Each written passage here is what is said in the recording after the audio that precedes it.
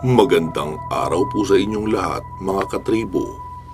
Heto na po ang pagpapatuloy ng kwento natin tungkol sa karanasan ni Kaemong.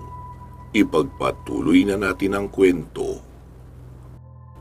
Habang naglalakad kami ni Lito sa gilid ng daan, ay natanaw uli namin si Mang Persing, sakay ng kalabaw nito na may hila-hilang karo. Marami na naman itong dalang prutas, kaya nagpasya kaming huminto para sumabay sa kanya pag-uwi. "Uy, Mang Persing, dami nyo na namang ani ah. Mukhang malaki na naman ang kikitain nyo niyan." Nakangiting saad pa ni Lito.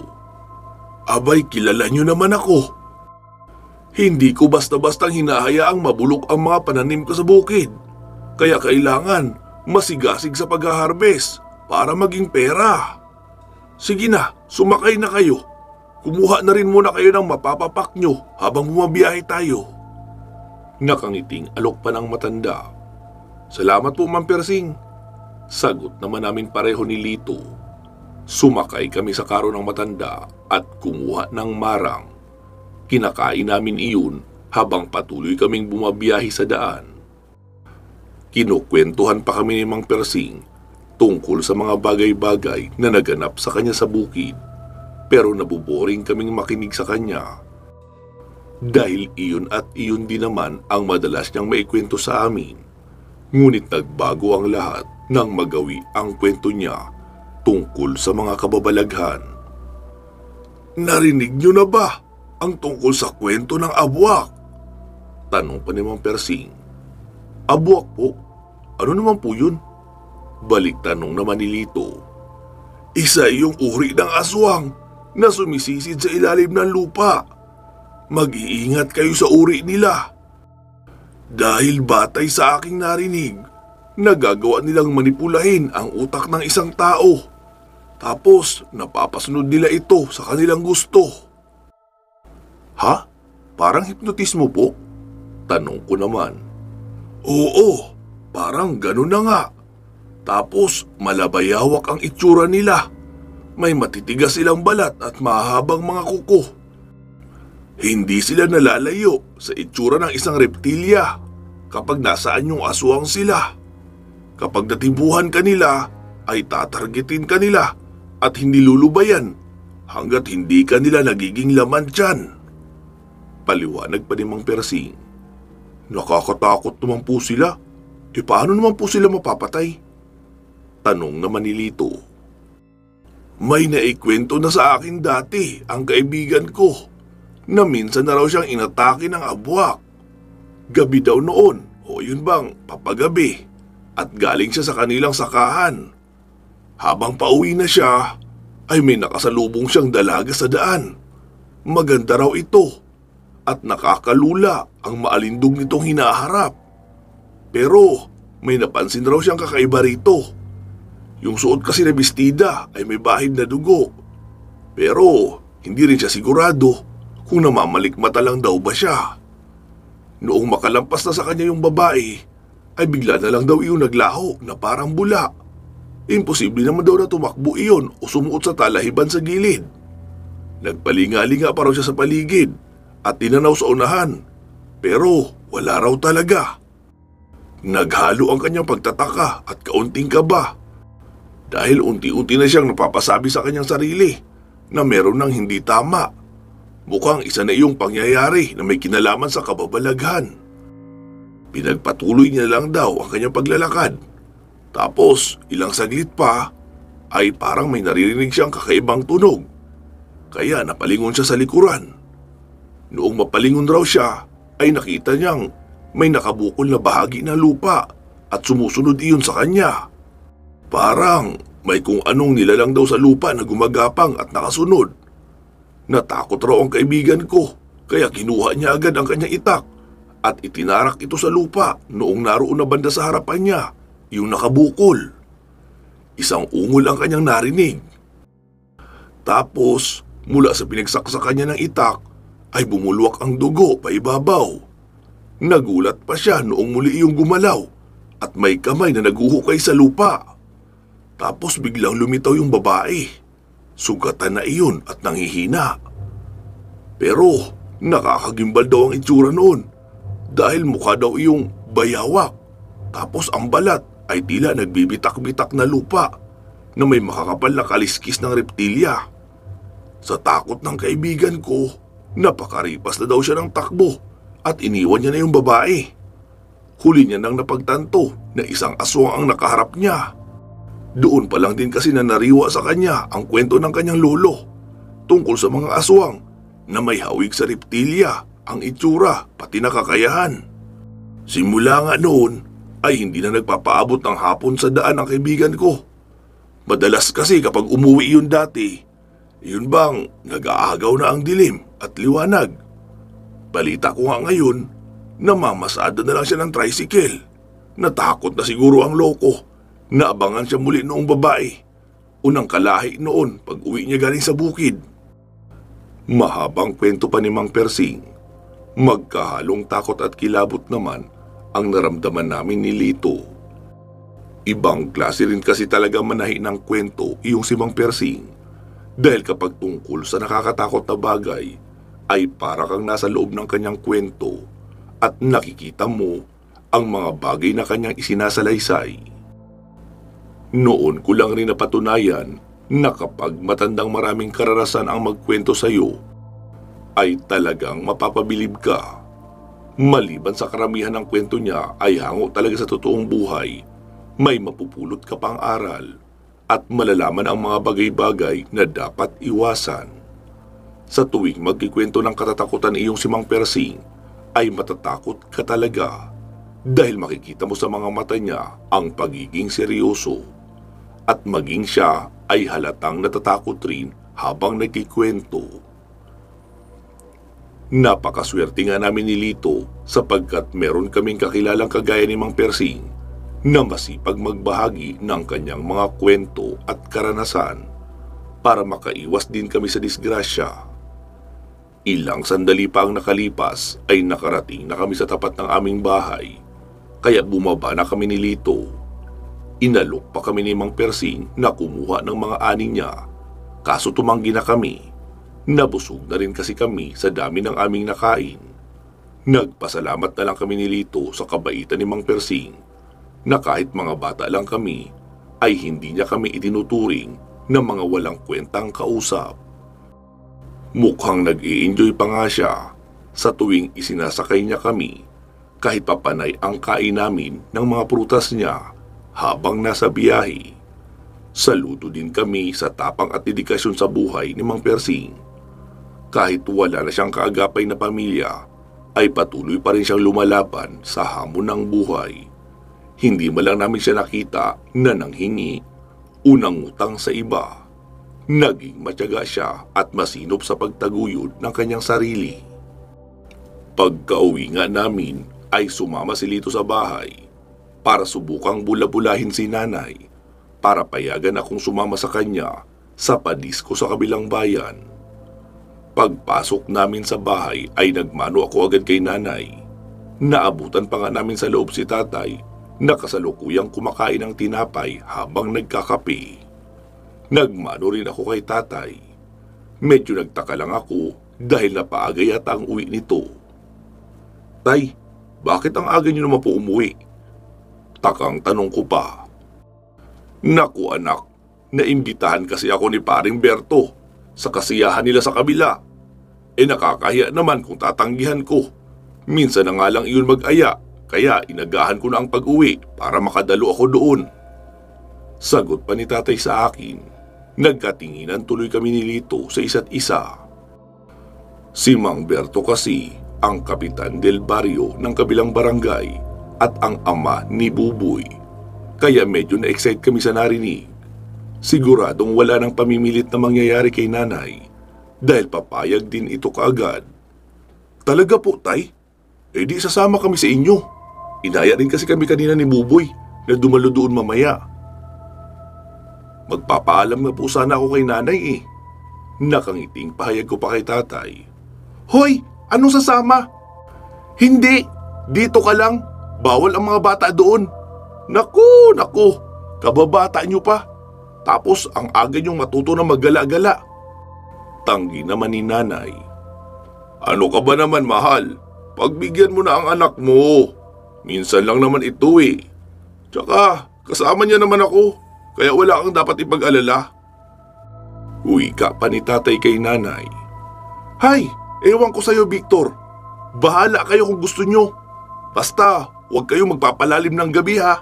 Kundi pagsasarahan ko talaga kayo ng pinto.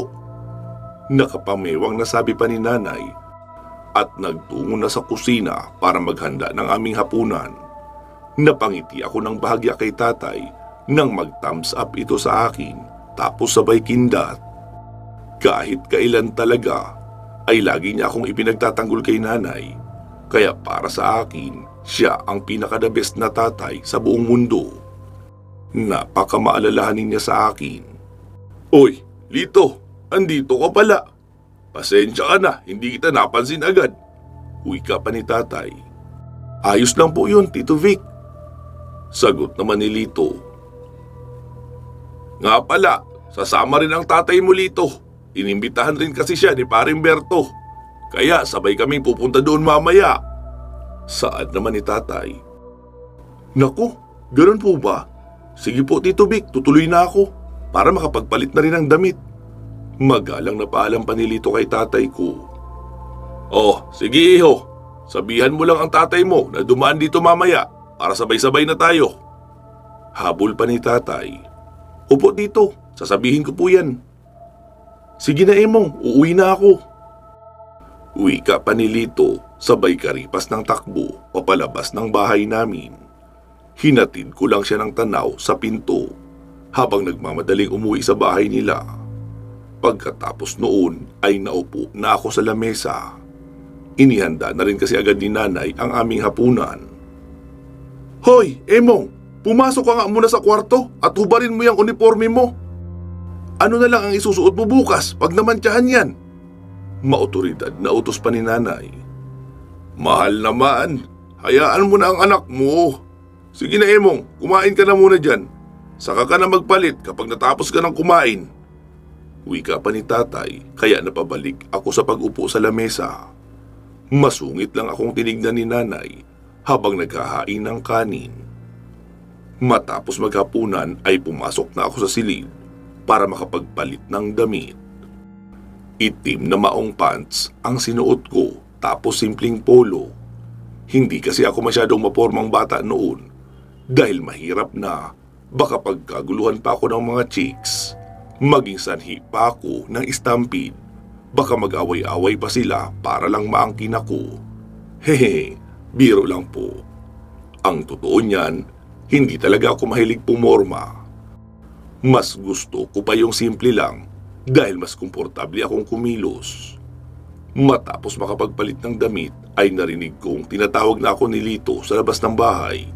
Kaya lumabas na ako ng kwarto at dumiretso sa pinto.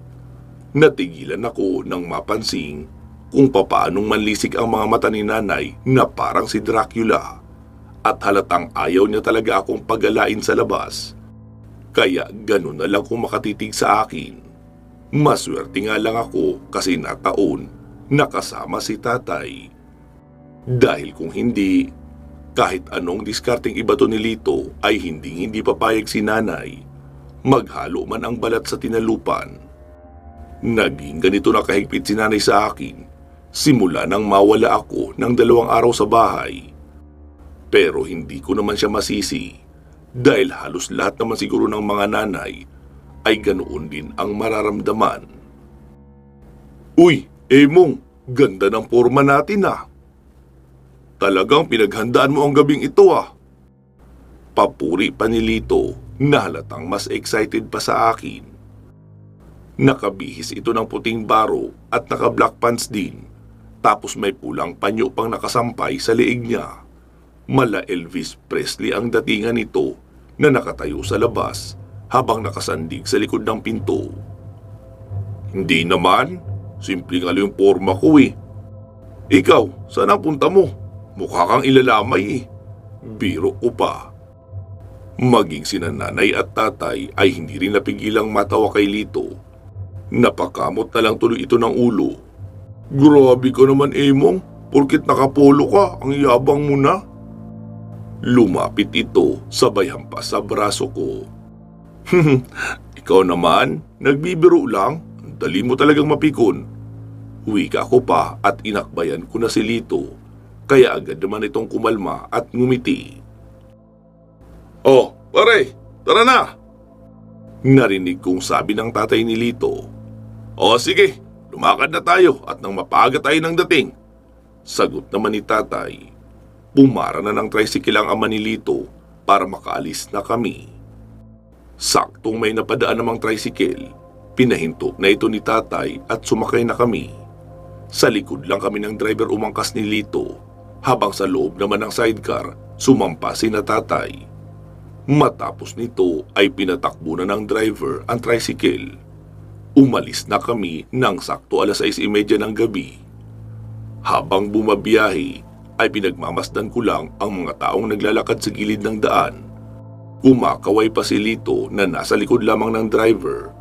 Pero ako, tahimik lang na tinatanaw ang ilang mga kabayan na may gaserang nakasabit sa labas ng pintuan. Wala akong marinig sa labas kundi ang nakakabinging tunog ng mga kuliglig at insekto. Ang malamig na simoy ng hangin sa gabi ang nagpapaganda talaga sa probinsya. Sariwa ang hangin at malayo sa polusyon ng kabihasnan. Kaya nga mas gusto kong manirahan dito na panghabang buhay dahil bukod sa ganda ng lugar, masasarap din ang mga pagkain. Lahat ay puro presko. Hindi mo aakalaing makakaubos ka ng 3 platong kanin sa sarap ng ulam. Subalit sa kabila ng kagandahang meron ang probinsya, ay may ilang misteryo rin itong nakatago. Mga nakakatakot na kababalaghan na inililihim ng mga tao. Mga bagay na imposibleng mangyari. Mga lugar na hindi mo akalaing pinamumugaran ng iba't ibang klaseng nilalang na hindi pangkaraniwan. Ilan lamang ito sa mga sikretong itinatago ng bawat probinsya. Pero tanging ang may taglay lamang na karunungan ang maaaring makatuklas nito. Bukod sa mga piling tao, liban dito ay wala na. Habang patuloy naming binabagtas ang kahabaan at baku-bakong daan na kalsada, ay nawawala-wala na rin ang ilang poste ng ilaw na aming nadadaanan. Tanging ang front light lang na motorsiklo ang nagsisilbi naming ilaw sa daan. Unti-unti nang naglalaho sa paningin ko ang munting barangay namin na napapalitan ng mga puno at matataas na talahib sa gilid ng kakahuyan. Habang patuloy ang biyahe, ay aksidenteng nahagip ng aking mga mata ang 3 dalagitang naglalakad sa gitna ng dilim. Nasa tabi lang sila ng kalsada, pero malay ko kung napansin ba ito ni Lito dahil nakatuon lang yata ang atensyon niya sa unahan. Gayunpaman, hindi pa rin ako maaaring namamalikmata lamang dahil kitang-kita ng mga mata ko iyong 3 dalagita. Nakasuot sila ng puting bestida na hanggang tuhod ang haba at nakagayak ng pulang bakya. Ito yung sinaunang tsinelas na ginagamit ng mga kadalagahan noong Victorian era. Naglalakad sila ng sabay-sabay habang magkakahawak ang mga kamay. Napansin ko yung nasa gitna nila ay titig na titig sa akin na tila ba minimemorize ang mukha ko. Mabilis din silang nilamon ng kadiliman nang makalayo na ang tricycle namin. Hindi ko rin maintindihan pero mula nang madaanan namin sila ay bigla na lang humarurot ng bilis ang sinasakyan naming tricycle. Halos mauntog na nga ang mga ulo namin sa bubong ng sidecar sa bilis ng pagpapaandar ng driver sa baku-bakong daan. Tila ba gusto nang paliparin ng driver ang tricycle niya. Sinaway pa nga ito ni tatay na magdahan-dahan lang dahil aniya baka raw maaksidente kami, pero hindi nakinig ang driver at patuloy lang ito sa mabilis na pagpapatakbo.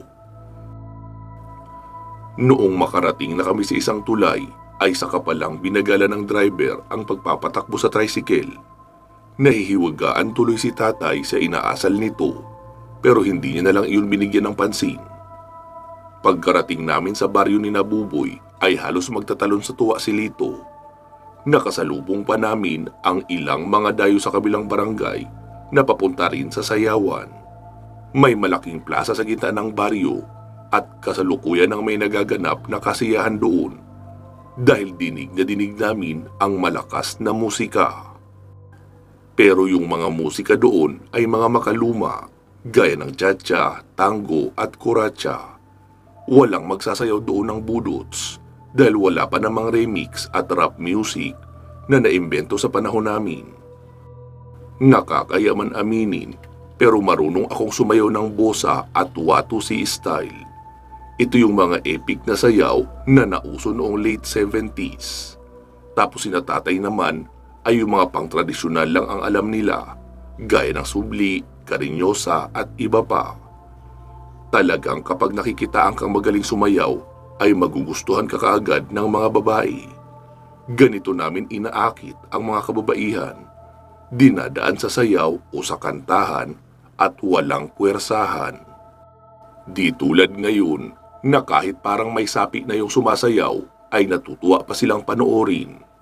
Gaya na lamang ng mga kabataang sumasayaw ng budots na akala mo ay may sakit na epilepsy na kumikisay-kisay o di kaya gumigiling na parang uod na naputulan ng buntot. So yun na nga, bumaba na kaming apat agad ang tricycle pagkaabot ni tatay ng bayad. Ngunit habang papalis na yung driver ay may isang bagay siyang sinabi sa akin na agad kong kinagulat. Iyo, alam kong nakita mo rin yung nakita ko sa daan. Mahinang sabi ng driver sa akin. Medyo malayo na sinatatay sa amin dahil sinalubong na sila ni Mang Berto kasama ng mga tanod niya upang dalhin sila sa may sayawan. Paano niyo po nalaman, Amang? Takang tanong ko pa sa driver. Nakita kita sa side mirror kanina. Napansin kong tinititigan ka noong isang dalaga. Mag-iingat ka, iho. Siguradong natipuhan ka niya. Sa oras na natignan mo siya sa mga mata, hindi ka na makakawala. Paliwanag pa sa akin ng driver, tapos may kinuha itong isang bagay sa ilalim ng kanyang sidecar. Nagulat ako nang ilabas niya ang isang maliit na itak na may pulang hawakan. Heto, hiramin mo muna para may panlaban ka sa kanila. Binditado yan ang simbahan, tsaka palagi kong binabasa yan ng agwa bindita. Kaya kaya kang proteksyonan yan, tatalab yan sa kanila. Wika pa ng driver, sabay abot ng itak na kasing haba lamang ng braso ko. Sinuri ko itong maigi, pero nagtataka ako kung bakit ito ipinahiram ni Manong sa akin. Gayong ngayon lang naman kami nagkakilala. Paano ko naman po ito maisa sa uli sa inyo? Hindi ko nga po alam kung saan kayo nakatira. Tanong ko pa sa driver. Dadaanan ko na lang yan sa inyo bukas o sa Makalawa. Natatandaan ko naman yung bahay nyo. Itarak mo ito sa lupa kapag may pagkakataon ka. Bilin pa sa akin ng driver bago siya sumakay sa kanyang tricycle at umalis na. Napansin kong papalapit sa akin si Lito na kasama si Buboy. Kaya tinago ko na agad sa likod ko ang itak. May kasama naman iyong kaluban, kaya hindi naman ako nasaktan noong isiniksik ko sa damit ko sa bandang likuran. Uy, ano nangyari sa'yo? May sinabi ba sa'yong kakaibang driver? Tanong pa ni Lito sa akin. Wala naman. Nagtatanong lang kung kailan daw yung mismong piyesta dito. Ang sagot ko, hindi ko alam, kaya umalis na rin siya agad. Pagsisinungaling ko pa kay Lito. Ganun ba? Di sige pala, tara na. Punta na tayo sa plaza. Nandun na si Natatay sa loob. Tsaka, totoo nga, ang daming magagandang bebot. Grabe, ang saya. Tuwang-tuwang sabi pa ni Lito. Halata sa itsura ang magkahalong excitement at kamanyakan. Hindi na ito halos makapaghintay na may maisayaw sa mga dayo. Sabi ko sa iyo ang gaganda nila, di ba? Lalo na yung tatlo kanina. Hirit pa ni Buboy. Ha? Sinong tatlo? Curious ko pang tanong. Basta, tignan nyo na lang mamaya. May makikita kayo dyan 3 dalaga na hindi naghihiwalay. Tiyak, hindi kayo magsisisi sa kanila. Mas magaganda pa sila sa mga naging kaklase natin. Mahabang paliwanag pa ni Buboy. Tumango lang ako at sumama na sa kanila sa paggayak sa plaza. Yung plaza nila ay hindi pa konkreto, tulad ng magagandang basketball court sa ngayon. Tapos yung court ay medyo straight at patag na lupa lang. Gawa naman sa kahoy yung board kaya hindi pa siya pwedeng dakdakan dahil pihadong ospital ang bagsak mo kapag ginawa mo yun at mabagsakan ka ng buong board. Nang makarating kami sa labas ay napansin kong maraming ang tao ang dumayo sa sayawan. May mga mahahabang lamesa na nakahilera sa gilid ng plaza habang may kakanin at soft drinks na nakalapag sa ibabaw nito. Nakalatag ang mga parehabang lamesa sa gilid ng court. Ilan sa mga iyon ay may mga nakapwestong mga matatanda na nagiinuman. Nakita kong kasama na rin roon si tatay na nakikipagtawanan sa mga kaibigan niyang magsasaka na saktong dumalo rin pala sa kasiyahang iyon. Lumapit na kami sa entrada ng plaza na may isang nakaharang na lamesa. Nakatayo roon ang ilang mga teenager na nasa 15 hanggang 18 anyo siguro. Kasama nila dito ang ate ni Buboy na ngumuya ng bubblegum habang nangungulekta ng tiket sa mga pumapasok. Nilapitan ko si Lito para tanungin kung nasaan na ang pinagmamalaki niyang backer namin. Sabi mo makakapasok tayo agad pagkarating dito. Kita mo, bantay sarado ang pintuan. Mukhang mahihirapan tayo makapasok nito eh. Wika ko pa kay Lito dahil sa tingin ko hanggang tanaw na lang kami sa gilid o magiging taganood ng mga nagkakasiyahan sa loob. Ano ka ba naman, Emong? Ayan o, si Ate Lisa. Hello, Ate Lisa. Wika niya pa sabay pakyut ni Lito sa ate ni Buboy. Nagulat naman ako dahil hindi ko akalaing kilala pala ni Mokong ang nakakatandang kapatid na babae ni Buboy. Maganda ito at morena. Medyo slim ang katawan kaya napaka-sexy niya rin tignan. Kahit nakapalda ito ng mahaba. Matangos ang ilong, makipot ang labi at medyo singkit ang mga mata. Maihahawig siya sa artista sa ngayon na si Lisa Soberano. Uy, nandito pala kayo. Wika pa ni Ate Lisa nang makita kami. Ate, papasukin mo na kami. Kanina pa naghihintay sa akin si tatay sa loob. Reklamo pa ni Buboy. Niluwagan agad ni Ate Lisa ang lamesa at pinapasok niya kaming tatlo kahit walang tiket. Napansin kong nilapitan siya at binulungan ng kasamahan. Subalit umiiling-iling lang na sumagot si Ate Lisa na parang sinasabing ayos lang ang pagpasok namin. Ito ang first experience namin kaya siguro pumayag agad si Ate Lisa. Ngunit ito na ang huling beses na magpapapasok sila ng minor de edad. Nang makapasok na kami, ay sumama na sa sayawan sina Lito at Buboy. Ako naman ay hindi muna nakisali kasi wala pa akong gana. Natatakot akong baka biglang malaglag ang itak na nasa aking likuran habang sumasayaw. Magkanda leche-leche pa ang lahat. Tumayo ako sa may gilid ng court habang pinagmamasdan ko lang na sumasayaw sina Lito. Yung harang ng court ay mga kawayan lang tapos may mga alambring nakapulupot sa gilid nito. Ito ang nagsisilbing bakod ng court para kahit mawasak man ito ng player ay walang masasaktan ng malupa dahil hindi naman mga pako ang nakalagay. Habang nanonood lang ako sa gilid ay nakikisabay ako ng kanta sa mga pinapatugtog. Kalmadong kalmado ang loob ko noon kasi gustong gusto ko ang mga kantang aking naririnig. Subalit makalipas lamang ang ilang sandali ay nagulat ako nang makita sa loob ng court ang isa sa mga babaeng nadaanan namin sa gilid ng daan. Subalit ang ipinagtataka ko dahil bakit mag-isa lang siya na pumasok doon at hindi niya kasama iyong dalawang mga dalaga na kasama niya rin kanina. Hindi ako sigurado kung namamalikmata na naman ba ako pero sa ikalawang pagkakataon ay sa akin uli siya nakatingin. Dahil dito Hinanda ko ang sarili ko kung sakali mang may hindi siya magandang gawin. Nasa likod ko lang ang binditadong itak pero hindi ko pinapahalata na hawak ko na ito.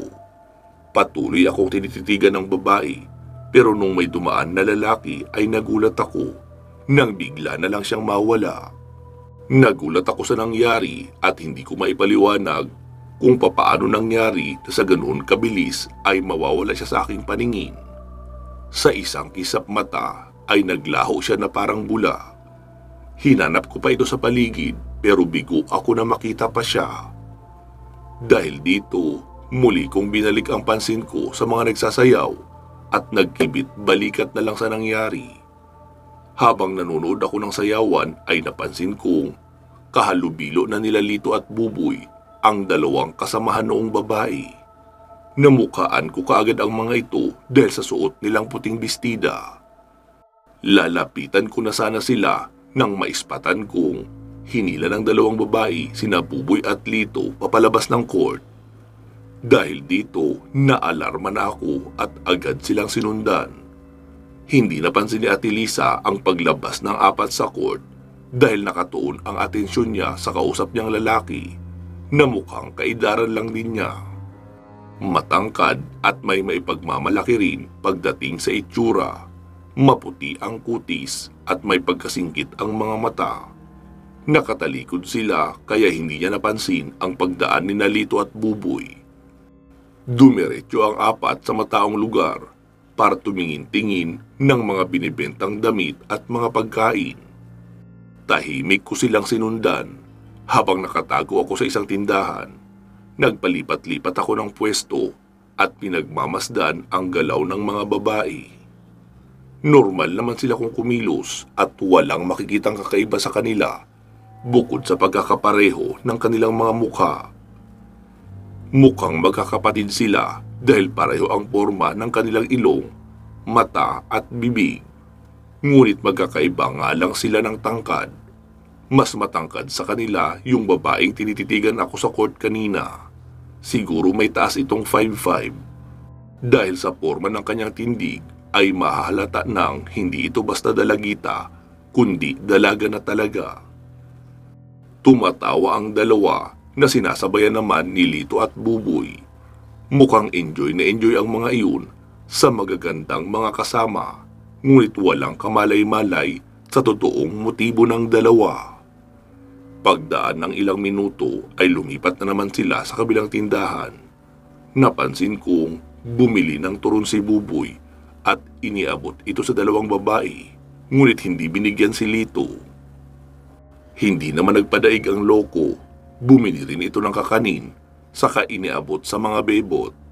Nakuha pang magkumpetensyahan ng mga loko, kahit nalalagay na sa panganib ang mga buhay nila.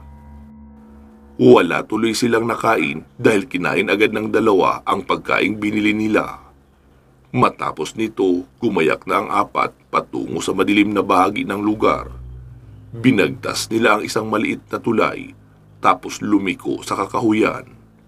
Wala akong ginawa kundi sumunod sa kanila at nag-abang lang ng mga mangyayari.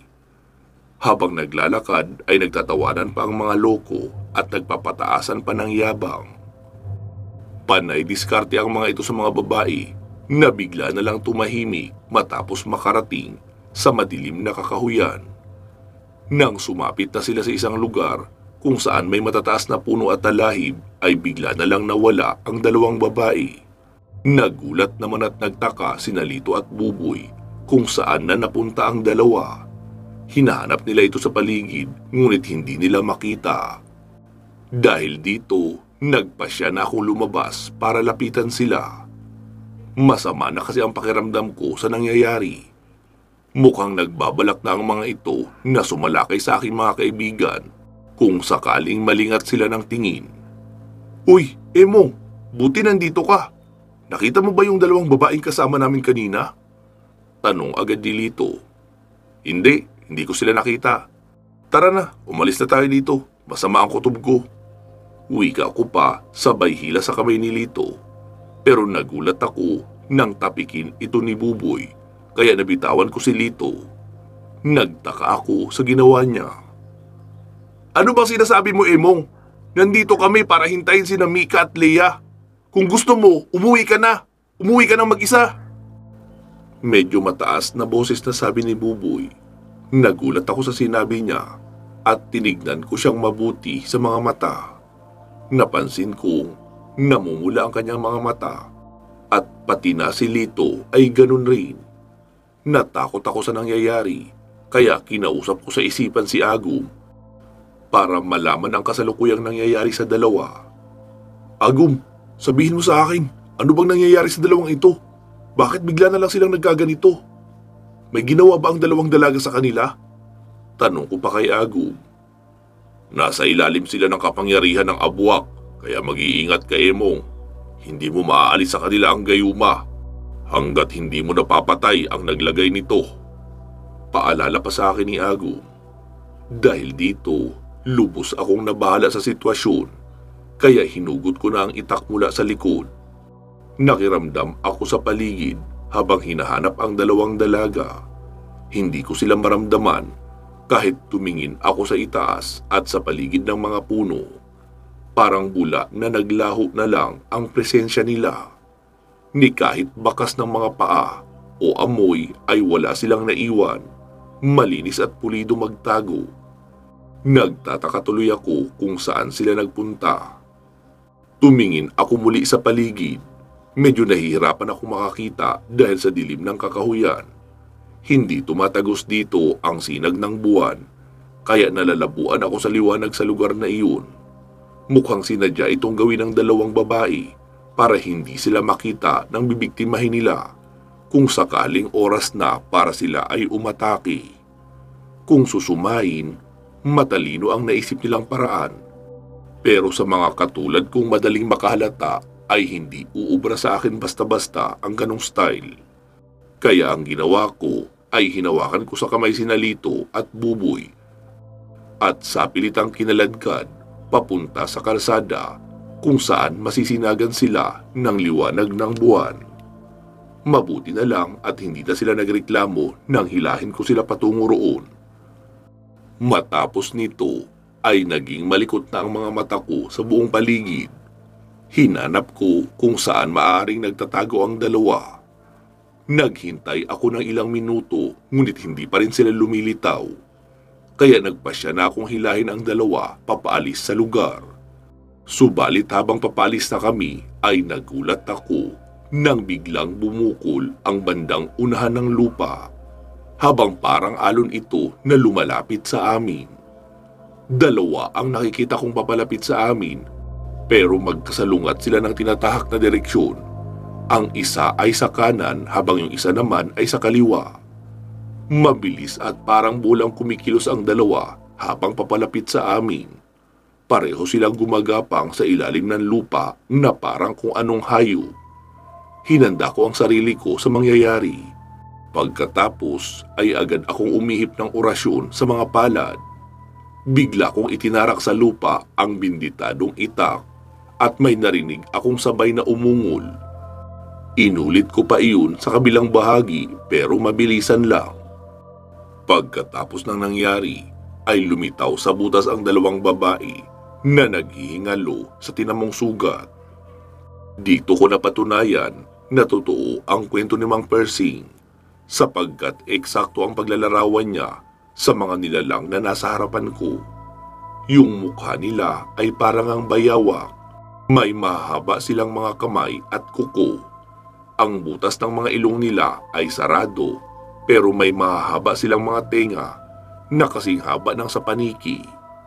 Magaspang ang mga balat nila na parang ahas na pinagsamang kulay dark green at kaunting yelo. Parang kamukha nila yung butiking scientist na nakalaban ni Spider-Man pero wala nga lang silang mga buntot. Ang mga ngipin naman nila ay parang sa piranha, matutulis at mahaba. Sa isang kagat nga lang siguro nila, kahit kalabaw man o buwaya, ay matutuklapan agad ng balat sa talas ng kanilang mga ngipin. Mukhang sanay na sanay sila sa gawain nila dahil ilang metro rin ang nahukay nila bago makalikha uli ng butas. Matapos noon ay biglang nagbalik sa kamalayan sila Pupoy at Lito. Pero halos magtatalon sila sa gulat nang makita ang mga nilalang na nasa butas ng lupa, habang nakalabas ang kalahati ng mga katawan nito. Diyos ko! Ano ang mga yan? Takot na tanong pa ni Lito. Sila ang mga abwak, katulad nung sinasabi ni Mang Persing. Maiksing sagot ko pa sa kanya. Ano? Seryoso ka ba? Muli naman niyang tanong. Teka, ano naman yung abwak? Inosenteng tanong ni Buboy. Hay, ang dami niyong tanong. Mabuti pa umalis na tayo rito. Hindi ko sigurado kung mabubuhay pa ang mga iyan o kung talagang patay na talaga sila. Tara na, umalis na tayo. Wika ko pa, sabay kumaripas na ako ng takbo. Pansamantala muna natin puputulin dito ang ating kwento. Magsama-sama tayong muli sa part 14. Mag-iingat po kayo palagi at hanggang sa muli.